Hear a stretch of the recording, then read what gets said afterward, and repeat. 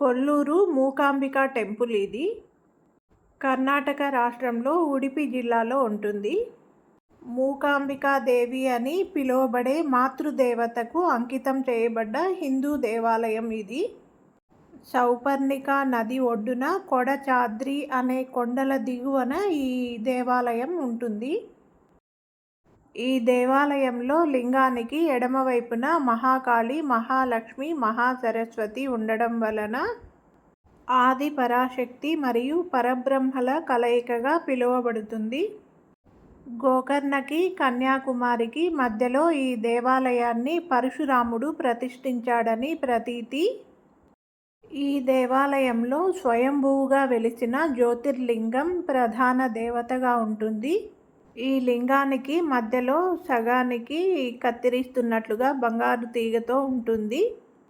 ఎడమవైపున మహాలక్ష్మి, మహాసరస్వతి, మహాకాళి దేవతలు, కుడివైపున బ్రహ్మ, విష్ణు, మహేశ్వరులుగా, అంటే ఎడమవైపున ఆది పరాశక్తులు ముగ్గురు, కుడివైపున త్రిమూర్తులు ముగ్గురు కలిసి ఉన్నట్లుగా ఉంటుంది.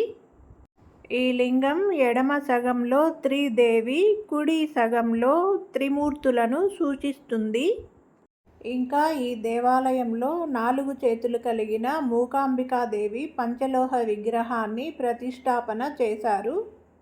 ఇంకా ఈ ఆలయంలో గణపతి, శివుడు, విష్ణువు, వీరభద్రుడు, నాగదేవతలు, హనుమంతుడు వీరందరికీ కూడా ఉపమందిరాలు ఉన్నాయి. మూకాసురుడు అనే రాక్షసుడిని సంహరించిన తర్వాత శక్తిదేవికి మూకాంబికాదేవి అనే పేరొచ్చింది. మేమిక్కడ దీపాలు వెలిగిస్తున్నాము, అమ్మ, అక్క వాళ్ళిద్దరూ, నేను. కర్ణాటకలో 1 వీక్ టెంపుల్స్ టూర్కి వచ్చాము అందరం కలిసి. దీని తర్వాత మురుడేశ్వర్, గోకర్ణకి వెళ్తాము. అక్కడికి మా టూరు అయిపోతుంది.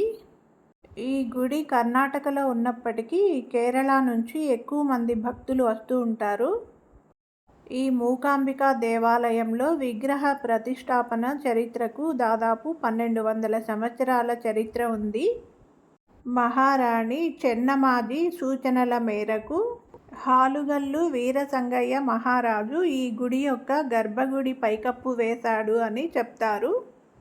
ఈ గుడిలో దీపస్తంభం తాబేలు తల వలె ఎత్తుగా ఉంటుంది. ఈ దీపస్తంభంలో 21 అందమైన ఏకవృత్తాకారాలు ఉంటాయి. వీటన్నింటిలో దీపాలు వెలిగించి దూరం నుంచి చూస్తే మకర జ్యోతిని పోలి ఉంటుంది.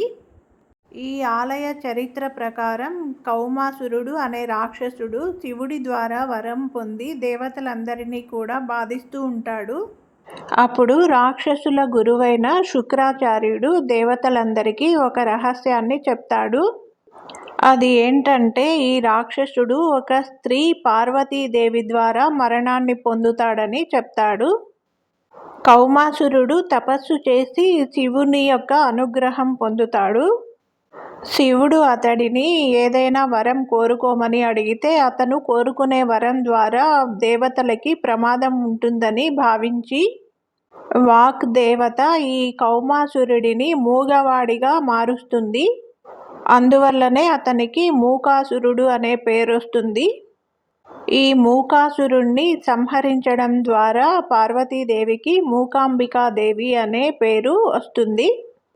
ఈ దేవాలయంలో శివుడు తన కాలి బొటనవేలితో శ్రీచక్రాన్ని గీసినప్పుడే మూకాంబిక దేవాలయంలోని స్వయం భూలింగం ఉనికిలోకి వచ్చిందని చెప్తారు.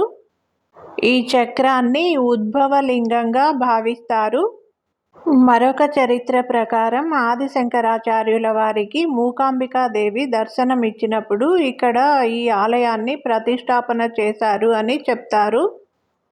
విజయనగర రాజు అయినటువంటి శ్రీకృష్ణదేవరాయలు మూకాంబికాదేవికి బంగారుతో పూత పూయబడిన ఒక కవచాన్ని బహూకరించాడు. ఇది ఈ ఆలయ కథ సంక్షిప్తంగా. ఈ ఆలయం నుంచి బయటకొచ్చి షాపింగ్కి వెళ్ళాము. ఇక్కడ చూస్తే వరి కంకులతో చేయబడ్డ తోరణం ఉంది. మనము గుమ్మానికి మామిడాకులతో తోరణం కడతాం కదా, ఇక్కడ వరి కంకులతో తోరణం ఉంది.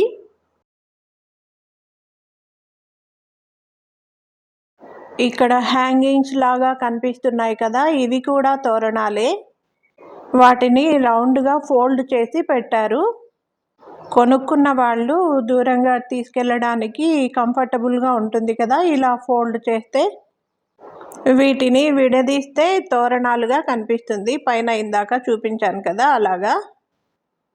వీటిని ఇంట్లో గుమ్మాలకి ఎందుకు పెడతారు అంటే అలా పెట్టడం వల్ల నెగిటివ్ ఎనర్జీ ఇంట్లోకి రాకుండా ఉంటుంది అనేది ఒక నమ్మకం.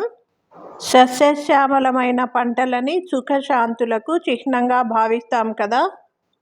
వీటిని అలా ఇంట్లో ఉంచుకోవడం వల్ల ఆ ఇంట్లో సుఖశాంతులు నెలకొంటాయని ఒక నమ్మకం. ధాన్యం అంటే అన్నపూర్ణాదేవి కదా. అన్నాన్ని పరబ్రహ్మ స్వరూపంగా మనం చూస్తాం కాబట్టి వీటిని పవిత్రంగా భావించి పెట్టుకుంటారు. నేనైతే మొదటిసారి వీటిని చూస్తున్నాను. ఇవి ఆన్లైన్లో కూడా దొరుకుతాయి. ఇలా తోరణాలే కాకుండా హ్యాంగింగ్ రూపంలో కూడా కుచ్చులుగా కూడా ఉంటాయి ఇవి. వీటిని ఇంటి గుమ్మాలకు పెట్టినప్పుడు పక్షులు వచ్చి తిన్నా కూడా మనకు పుణ్యమే కదా. మళ్ళీ గుడి దగ్గరికి వచ్చాను. గుడి ముందరిగానే మళ్ళీ మేము రిటర్న్ వస్తున్నాము. ఈ వీడియో చూసే వాళ్ళందరూ తప్పకుండా సబ్స్క్రైబ్ చేసుకోండి, లైక్ చేయండి, కామెంట్ చేయండి.